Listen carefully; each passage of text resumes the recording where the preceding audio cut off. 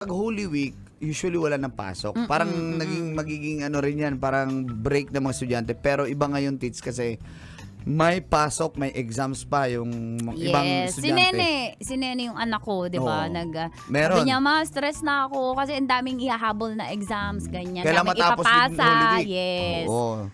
So, gano'n ang mga kabataan ngayon, may exams this Holy Week kasi nga, yun yung calendar ng DepEd. Oo, correct. So, huwag kayong magtaka kung bakit Holy Week may exams. Ganun talaga. Hanggang Wednesday na lang po yan. Yes. And then afterwards, break time. break Pero as a time. teacher, maganda ba yung ginawang strategy ng teacher na yun sa Batangas na para hindi magkopyahan, may headgear? May headgear? Okay yun. Okay na. Sobrang okay. Sobrang okay. Kasi talagang matetest mo kung natuto ba talaga yung mga estudyante. Oo, kasi hindi ka makapakopya. Kasi ako may talaga, takip hindi ko kaya hindi mangopya nung high school ako eh. Maski college, nangongopya ako eh.